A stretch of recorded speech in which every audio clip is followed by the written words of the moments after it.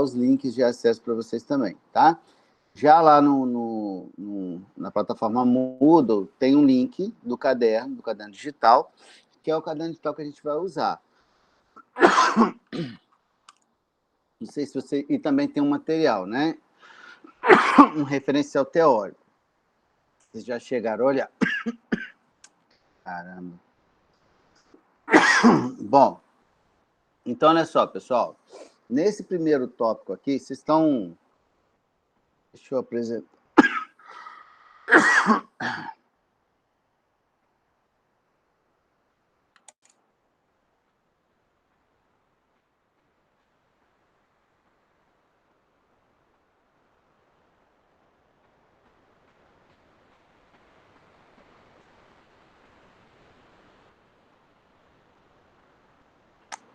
Vou fazer uma chamadinha aqui. Pelo microfone, tá, galera?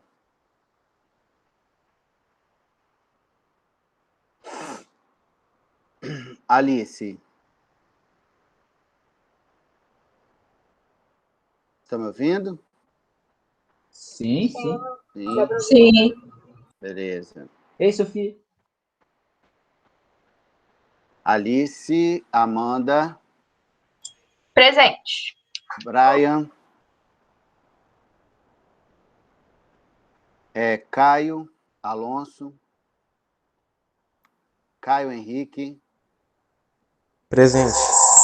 Esther. Presente. Evelyn. Gustavo. Se alguém responder no chat, galera, me avise. Presente. Que eu não consigo ver, tá? Quem falou agora foi o Gustavo? Sim, sim. Jean Luca. Presente, professor. João Vitor. Presente. Larissa. Laís. Leonardo. Presente. Lucas Silva. Oi, presente. Lucas Matos. A Laís falou presente, professor, no chat. A Laís. Tá. A Larissa também está aqui, professor. Acho tá. que Beleza. Luísa. Presente. Marcelo. Presente, professor. Matheus. Presente. Melissa. Presente. Natan. Paulo César. Presente. Pedro Henrique. Presente. Pamélia. É isso? Pamela. Presente. É Pamela? Aham. É porque geralmente PH tem som de F. Desculpa, Pamela. Não, tranquilo. Pamela. Renan. Presente. Richard. Sofia. Presente. Thalita. Presente. E Vitor. Beleza. O Richard acho que teve um probleminha, professor, que na hora que o senhor chamou ele, ele saiu da chamada. ele falou presente e saiu sem querer, professor. Ele me falou aqui. Mas ele tá voltando? Tá voltando. Ele fechou sem querer a aba. Beleza, então. Aí, olha só, galera. Durante a aula, eu vou chamar alguns de vocês, tá? Aí, se vocês não responderem, eu coloco a falta, beleza?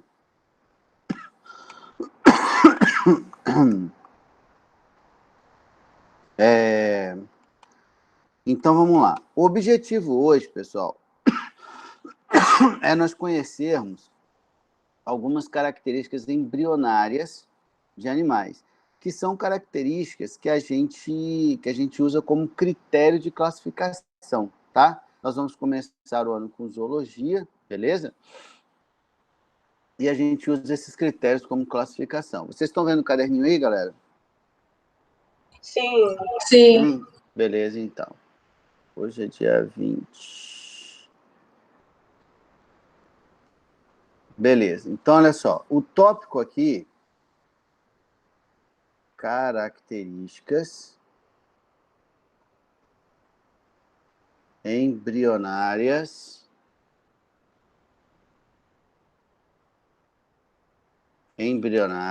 de animais.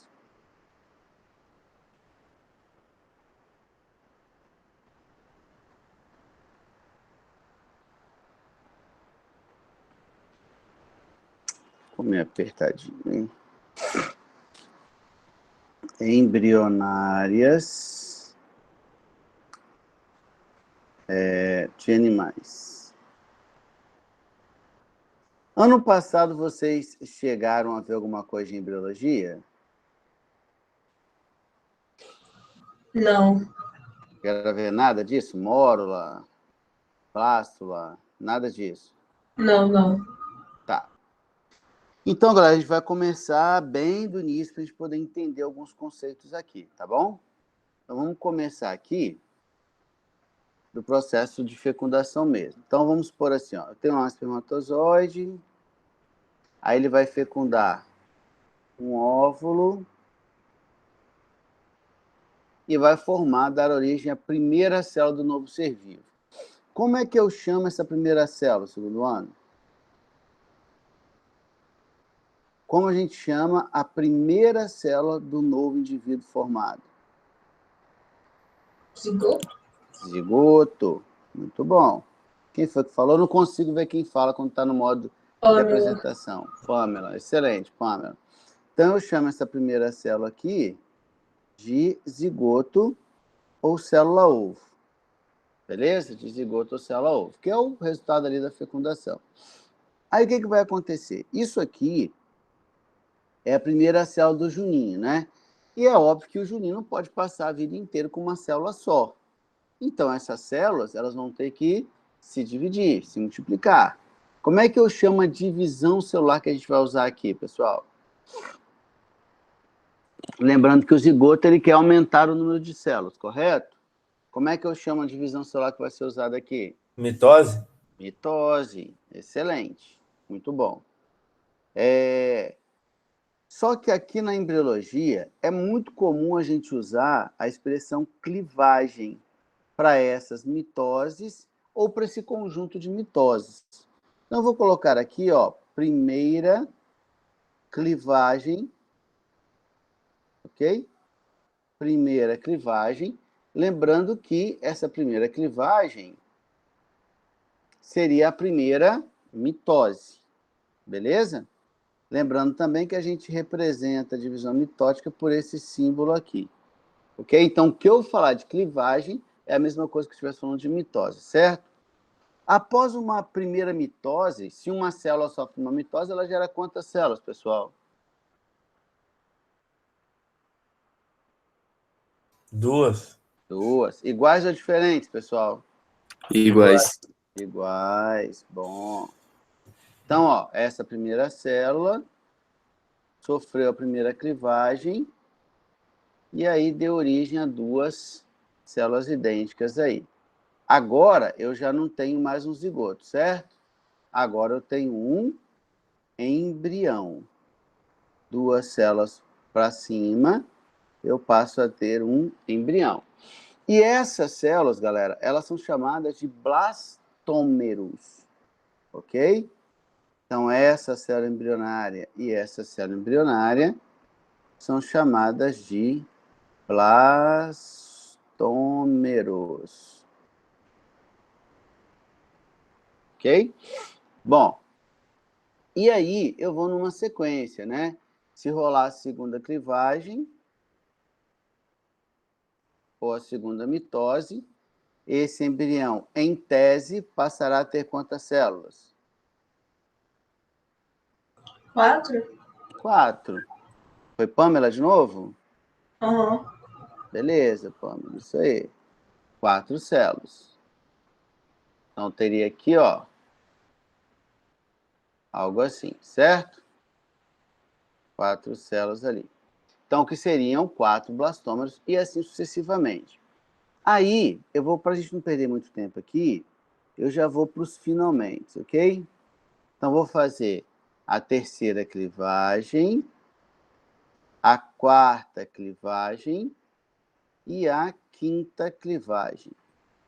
Beleza? Vou emendar aqui logo nessas 3 divisões. Se eu pegar o embrião, galera, após a quinta clivagem, em tese, eu passo a ter quantas células? 10? Não. 32. 32. Aproximadamente aí 32 células. Por que aproximadamente eu não vou cravar nas 32? Eu não vou cravar nas 32 porque, para eu falar que foram 32, eu estou pressupondo que todas as células se dividiram simultaneamente, o que não é necessariamente verdade, tá ok? Mas a ideia seria essa mesmo, seriam mais ou menos aí 32 células. Então, o embrião, galera, teria mais ou menos esse aspecto aqui, ó. Mais ou menos, me dá um desconto aí, porque desenhar aqui não é uma parada muito fácil. Pô, professor, mas eu só estou vendo 16, né? Mas vamos lembrar que eu estou no plano, né, galera? Eu estou no plano. Se eu tivesse uma terceira dimensão aqui, eu teria mais 16 células do outro lado, tá certo? Então, em tese, após a quinta clivagem, esse embrião teria 32 blastômeros, 32 células. Até aqui alguma pergunta? Ficou de boa? Então, vou colocar aqui mais ou menos. Não precisa ser cravado esse número, pela razão que eu falei, né? Nada me garante que as células vão estar se dividindo ao mesmo tempo. Quando o embrião ele chega nessa fase, galera, a gente fala que ele está na primeira fase do estágio embrionário, que é chamada de mórula, que vem da expressão amora mesmo, tá? Porque o embrião nessa fase ele é um cachinho de células, né? Com uma estrutura compacta, esférica, como se fosse um cachinho aí com 32 células compondo, beleza? Eu queria que vocês reparassem uma coisa.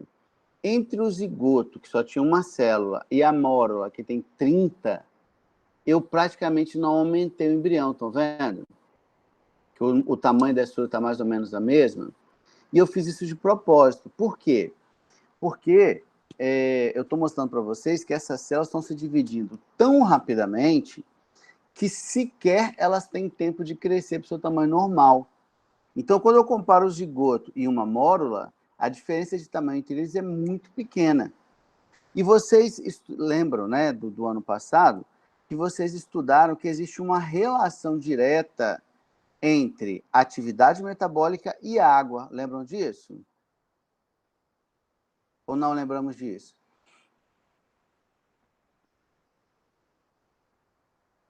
Fala aí, galera, tem que chamar voluntário? Não tô lembrando não, professor.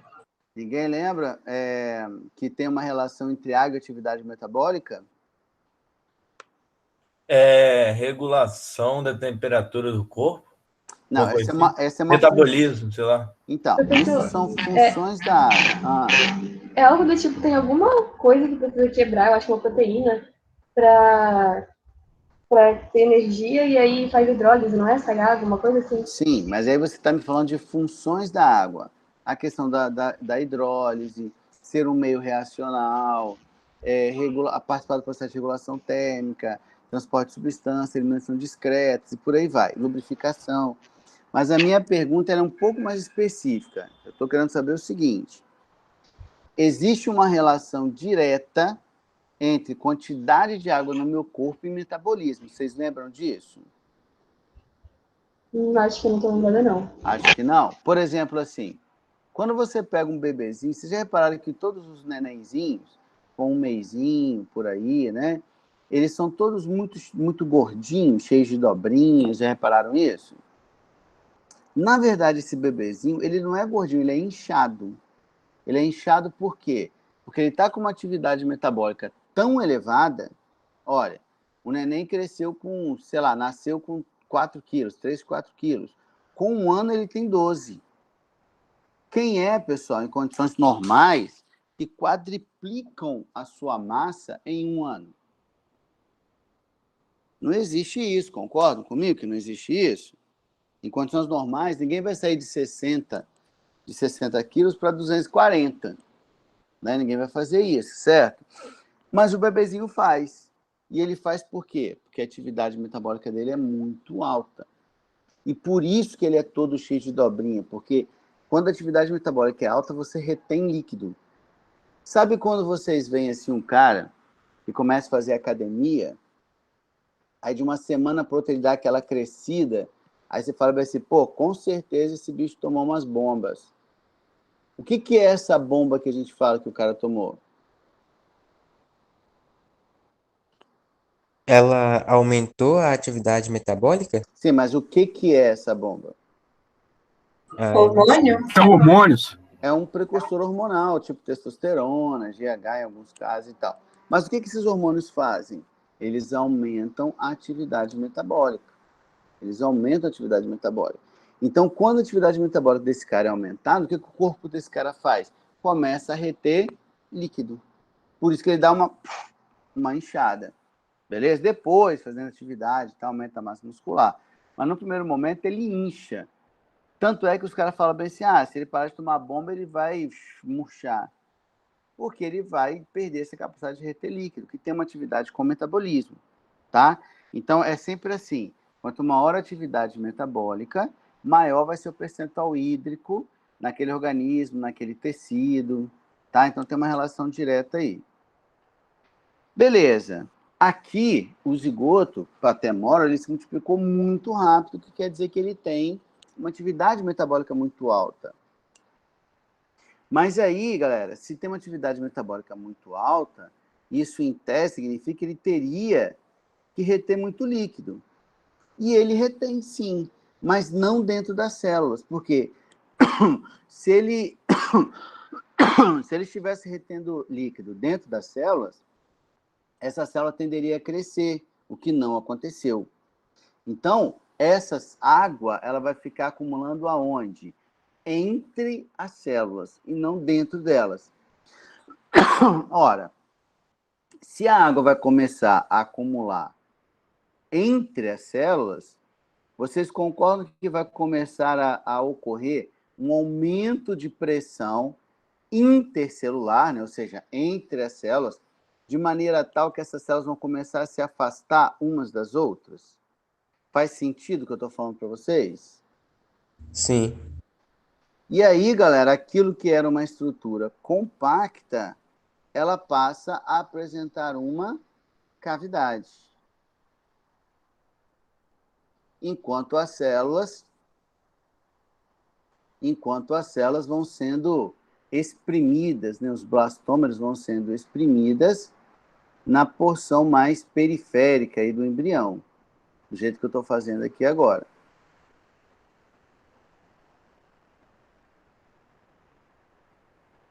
Então, repare, antes eu tinha uma estrutura compacta, agora eu tenho uma estrutura que é oca, por conta desse acúmulo de líquido aí, que acabou pressionando essas células para a periferia do embrião. Nesse momento, pessoal, a gente fala que ele atingiu um segundo estágio de desenvolvimento, que é chamado de blástula. É chamado de blástula. Então, como é que rolou? Zigoto, mórula e blástula. Essa camadinha de células aqui, perifericamente localizadas, nós chamamos de blastoderme, e a cavidade a gente chama de blastocele. Então, ó, essa camada de células, eu vou chamá-la de blastoderme. E essa cavidade da blástula eu vou chamar de blastocele. Por exemplo, no caso do nosso embrião, é nesse momento que ele chega no útero. Mais ou menos aí com 6, 7 dias de vida. Tá? Então, a gente fala que ele atingiu o segundo estágio de desenvolvimento embrionário. Até aqui, tranquilo? Ou alguma pergunta? Tudo bem. Beleza. Lembrando que nessa fase... Professor, rapidinho. Pode falar. Quanto maior a taxa metabólica, o indivíduo não vai gastar mais energia? Sim. Então, ele não deveria comer mais para crescer mais? Deveria. Então é por isso que ele cresce bastante, né? Porque ele deixa de comer pouco, por exemplo. Ele estava na barriga da mãe. Aí ele vai deixar de comer o pouco que ele comia, aí vai começar a comer com as próprias bocas, vai evoluir do leite para a papa, e por isso ele vai crescendo tão rapidamente. Não. É quem que tá falando? Marcelo. Marcelo, olha só. Na verdade, dentro do útero materno, o embriãozinho, ele está se alimentando bem. Está se alimentando bem. E ele cresce muito. Né? Imagina, você está falando de um embrião que saiu de uma única célula. Ó, para você ter uma ideia, Marcelo, o embrião com 3, 4 meses, ele é desse tamanho assim, ó. Ele é desse tamanhozinho. Esse mesmo embrião com 4 meses, quando ele tiver com 9, ele vai estar desse tamanho. Com 3 quilos e alguma coisa. Então, ele cresce rápido. Ele cresce rápido, se alimenta bastante para ele manter essa atividade metabólica. Ele precisa receber muito nutriente da mãe e ele recebe, tá? E pós-nascimento, caso não haja nenhum tipo de restrição alimentar, às vezes por uma condição socioeconômica, né? Alguma questão política, enfim, esse indivíduo, o alimento que ele vai ingerir tem que ser compatível com a taxa metabólica dele, sim, porque senão, Marcelo, isso compromete o crescimento dele, que ele vai começar a comer ele mesmo, vai começar a utilizar os próprios nutrientes como fonte energética. Por exemplo, assim, vamos imaginar que um casal tenha tido um filho com potencial genético para chegar a 2 metros de altura, por exemplo. Se esse casal, ele é um refugiado de guerra lá, né? Um país, tipo assim, saiu de um país com conflito, aí bélico, né? Aí essa família está num campo de refugiado onde há um quadro de restrição alimentar. Essa criança vai ter condição de chegar a 2 metros de altura, Marcelo? Não. Não vai. Não vai por quê? Porque vai faltar alimento. Se ele fosse adequadamente nutrido, chegaria. Mas aí, se ele não for adequadamente nutrido, ele não vai chegar. Então, a relação que você fez ela é correta. Olha, a atividade metabólica é maior? Então tem que comer mais? Tem. E se não comer? Se não comer, ele passa a usar as próprias moléculas como fonte energética. Beleza? Que é a ideia lá, sei lá, por exemplo, da pessoa que quer emagrecer, faz uma dieta, tira açúcar da alimentação. O corpo, ele continua consumindo energia. Se não está entrando açúcar para você ver como fonte energética, o que o corpo vai fazer? Vai lançar a mão das próprias reservas. Inicialmente de gordura, por isso que há uma perda de massa gorda quando alguém faz uma dieta. E caso a questão, o balanceamento, né, energético alimentar não seja refeito, ele vai começar a fazer uso de proteína. Então o cara começa a perder massa magra, começa a perder proteína, músculo, que vai ter uma finalidade energética. Tipo, quando você vê aqueles documentários de pessoas que ficaram presas nos campos dos nazistas, por exemplo, você viu o cara era só pele e osso. Por quê? Porque ele estava num processo de déficit nutricional que o levou a um quadro de inanição. Ou seja, ele passou a utilizar as suas próprias moléculas como fonte energética. Primeiro eu uso gordura, acabou gordura, eu uso proteína. Foi claro, Marcelo? Perfeito, professor. Obrigado. Beleza. Mais alguma perguntinha, pessoal? Ok. E aí, galera, reparem que aqui eu já aumentei um pouco, né? Porque agora ele, de fato, começa a crescer, tá? E aí vai rolar o seguinte, pessoal. Vai rolar o seguinte. Esse embrião, ele vai sofrer uma invaginação na região ventral do corpo dele. Lembrando que eu estou no plano, tá, gente? Então, eu estou num corte transversal. Se eu estivesse desenhando o embrião todo, ele seria assim, tá? Ele seria compridinho assim, ó. Eu estou fazendo o embrião em corte, beleza? Todo mundo está entendendo meu desenho, gente? Eu pelo menos estou, professor. Eu também. Acho que sim. Beleza. Então, o que vai acontecer? Ó? Na região ventral, desse embrião, vai rolar um processo de invaginação. Eu vou tentar fazer aqui, ó. Vai rolar um processo de invaginação, que seria mais ou menos assim.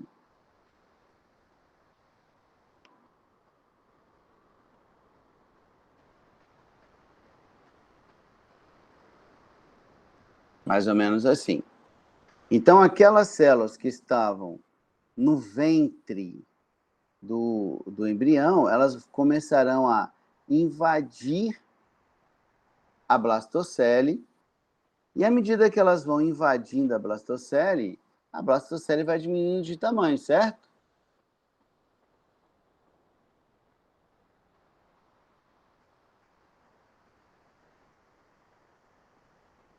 Certo, galera? Fala feedback aí pra mim, pô. Fala comigo aí. Vocês estão abalando minha Certo, professor.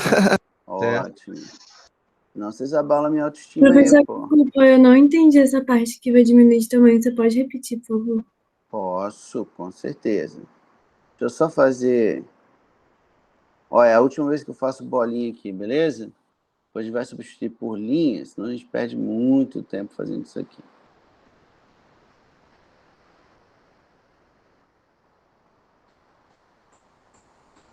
Eu disse o seguinte, ó.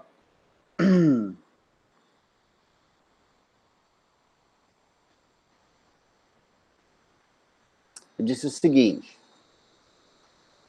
Você entende que essa cavidade que eu vou apontar aqui agora é a blastocele? Essa parte eu entendi. Beleza. E eu disse para vocês que vai rolar um processo de invaginação de entrada aqui nessa região ventral do embrião, que é isso aqui que a gente está vendo, ó. Essa parte de baixo dele começa a dobrar e invadir a blastocele. Ora, se eu estou tendo uma invasão da blastocele, o que acontece com o tamanho dela?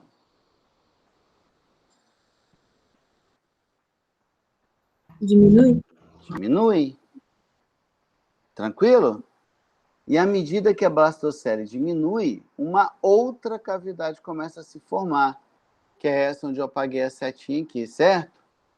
Essa cavidade aqui, ela é chamada de arquêntero. E ela não vai ser oca? Ou vai? Ela é oca, é uma cavidade. É oca também. A blastocele está cheia de líquido, né? Professor, Ah, é desse arquímetro que sai. Ó, a moto passando. É desse arquímetro que sai a boca em ânus? na verdade, é dessa abertura aqui, ó. Essa abertura aqui, Não boto fé. que é a abertura do arquêntero, é chamada de blastóporo. O arquêntero, galera, êntero quer dizer intestino, arqueo de antigo, primitivo, né? Numa tradução literal, o arquêntero é também chamado de intestino primitivo. É o que vai virar o tubo digestivo do animal, tá? E depois, né, futuramente é. E esse arquêntero ele tem uma abertura que é o blastóporo. Ora, se eu pensar que o blastóporo é a abertura do arquêntero que vai virar o tubo digestivo, o blastóporo só pode virar duas coisas, concordam? Concordam ou não? Sim, sim. Você pode repetir? Posso. Ó, o arquêntero vai virar o tubo digestivo. O blastóporo é uma abertura do arquêntero. Então, o blastóporo ele só pode virar duas coisas. Quais são? Quais são as aberturas do tubo digestivo? A boca e o ânus? A boca e o E o ânus. ânus. Isso. Então, o blastóporo ele vai virar uma dessas duas aberturas aqui do tubo digestivo, ou a boca ou o ânus. E aí, galera, vem o nosso primeiro critério de classificação animal, tá? Quando o blastóporo do animal origina boca, nós classificamos esse animal como um protostômio, ou protostomado. Então, os animais, eles serão chamados de protostômios ou protostomados quando o blastóporo, né, que é a mistura embrionária, der origem à boca. E no nosso caso, por exemplo, o nosso blastóporo dá origem ao ânus. E por essa razão, nós somos classificados como deuterostômios. Professor, Pode falar. os deuterostômios, eles primeiro o blastópero origina o ânus e posteriormente a boca. Não, e Mas- depois uma outra porção do tubo digestivo vira a boca. Então, já o protostômios, ele gera depois o ânus? Depois vem o Pode ânus? ou não gerar. Depende Ah, tá. quem é o animal. Pode ser que o animal, blastópero forme a boca e não haja formação de ânus. Ou o blastópero forma a boca e o ânus se forma depois em outra porção do tubo Esse digestivo. caso de não formar é o da minhoca? Não. A minhoca tem boca e ânus. Ah, tá. Por exemplo, assim, tênia, lembra? Tênia não. Esquistossomo, lembra esquistossomo, que causa barriga d'água? Sim. O esquistossomo só tem boca, não tem ânus. Planária, só tem boca, não tem ânus. Ah, tá. Água viva, só tem boca, não tem ânus. Beleza? Então, ó, primeiro critério de classificação animal é esse aqui. Se ele é protostômio ou deuterostômio, tá? Beleza. Aí eu vou mudar um pouquinho meu desenho. Eu vou fazer o seguinte, ó. Reparem que agora eu tenho um tecido mais externo e um tecido mais interno. Eu vou mudar a cor dele aqui. Esse tecido mais interno, está revestindo aí o arquêntero, ele vai se diferenciar em dois tecidos.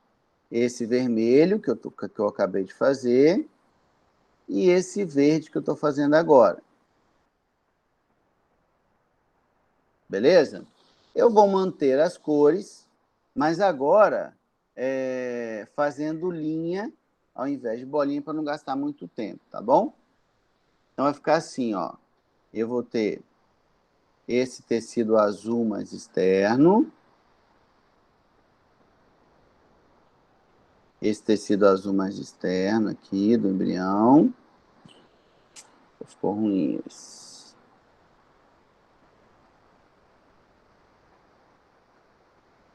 Vou melhorar um pouquinho.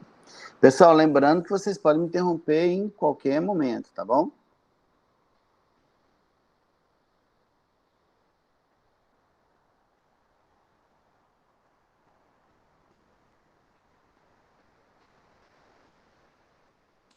Então, aqui, o azul mantive a cor, beleza?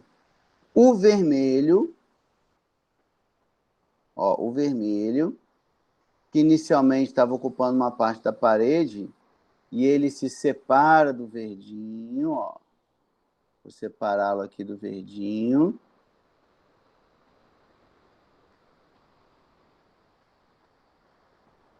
E o verdinho, que vai se proliferando por cima do vermelho aqui. E vai ocupando esse espaço aqui todo. Galera, nesse momento aqui, eu estou mostrando para vocês que o animal agora está com 3 tipos de tecidos diferentes, por isso que eu fiz de cores diferentes. Esse verde, e eu vou manter sempre essas cores, beleza? A gente vai chamá-la de um tecido chamado de mesoderme. Esse vermelho, eu vou chamar de endoderme. Então, esse vermelho, eu vou chamar de endoderme. E esse azul, eu vou chamar de ectoderme. Esses tecidos, pessoal, eles são chamados de folhetos germinativos ou folhetos embrionários. São eles que vão dar origem, posteriormente, a todos os nossos tecidos e órgãos permanentes, né? Por exemplo, assim, a ectoderme, ela vai dar origem à nossa epiderme e ao nosso sistema nervoso.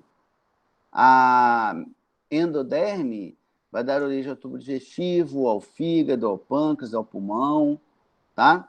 E a mesoderme vai dar origem ao resto, a músculo, osso, sistema circulatório, sistema urinário, sistema reprodutor. Então, todos esses órgãos e tecidos vêm desses 3 tecidos originários aí. Até aqui, beleza? Sim. Beleza, Ok. beleza. Aí vem o nosso segundo critério de classificação. Quando o animal forma os 3 tecidos, que é o caso que eu botei aí, né? Então, segundo critério. Quando ele forma os 3 tecidos embrionários, a gente classifica o animal como um triblástico. Aí ele tem endoderme, ele tem mesoderme e ele tem ectoderme. Ou, em algumas situações, o animal só forma endo e ectoderme. Não foi o exemplo que eu dei, tá ok? Aí ele vai ser chamado de diblástico. Ele só forma endoderme e ectoderme. Então, obviamente, ele vai ser um animal mais simples, né? Se ele tem menos folhetos embrionários, ele vai ser mais simples. Beleza? Então, isso aqui nós chamamos de folhetos embrionários ou germinativos, tá bom? Segundo ano, tá de boa mesmo até agora? Sossegado? Sim. De boa. Tranquilo, Bom, tranquilo. tá bom? E geralmente a galera reclama muito disso aqui. Olha só, aí eu já vou para o meu finalmente aqui já, beleza? Já vou adiantar para não perder muito tempo aqui.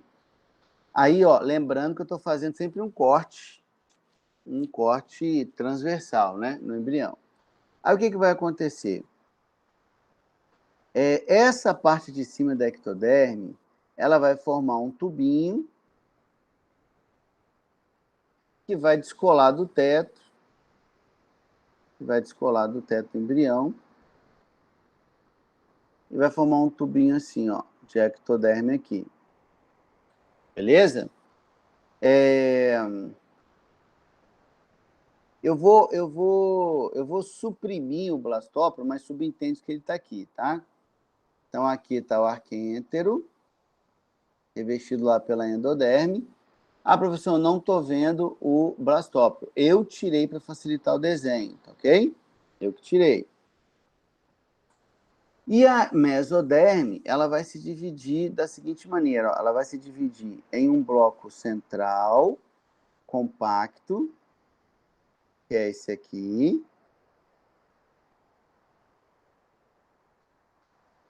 E vai se dividir em 2 blocos laterais que vão crescendo, ocupando os espaços disponíveis entre endoderme e ectoderme, e eles eventualmente ganham uma cavidade. Uma cavidade. Desse jeito aqui, ó. Eu estou resumindo, tá, galera? Então, eu estou fazendo assim menos etapas, só para ficar mais rápido, tá bom? Então, assim, ó, o verdinho ocupou todo esse espaço. Verdinho ocupou todo esse espaço. E se formou uma cavidade aqui nele. Essa cavidade... Ei, pode falar. Desculpa interromper. Esse verdinho que o senhor está fazendo é a mesoderme ou não tem nada a ver? Isso. Tem Ah, tudo a tá. ver. Eu estou mantendo as cores. Sempre mantendo as cores. Aí esse verdinho, ó, ocupou o espaço entre a ectoderme e a endoderme e formou uma cavidade. Essa cavidade corporal, no embrião, é chamada de celoma. Ok? É chamada de celoma. Só para dar os nomes aqui logo da estrutura toda, esse tubinho aqui que foi formado pela ectoderme, a gente chama de tubo neural. É ele que vai dar origem ao nosso sistema nervoso, encéfalo, medula e tal. E esse verdinho do meio a gente chama de notocorda, que no nosso caso, por exemplo, é substituída pela coluna vertebral. Notocorda. Nessa fase aqui, pessoal, a gente fala que esse embrião atingiu um terceiro estágio chamado, aliás, um quarto estágio chamado de neurula. Professor, com que velocidade que isso acontece? Por exemplo, assim, deixa eu só para fechar o raciocínio aqui, que eu esqueci de botar o nome. Vocês entendem que essas duas etapas aqui, anteriores à neurula, são as mesmas. É a mesma etapa, certo? A gente chama essa etapa de gástrula. Quem que me perguntou agora? Leonardo. Ô, Leonardo, isso varia de acordo com a espécie, tá? Mas só para te dar um parâmetro, no nosso caso, a gente chega na fase de neurula com 18 dias da fecundação. Obrigado, professor. Beleza? O que daria aí próximo de 3 semanas, mais ou menos, né? Tranquilo até aqui? Sim. Mais uma pergunta? Nada? Então tá bom. Então vou parar aqui.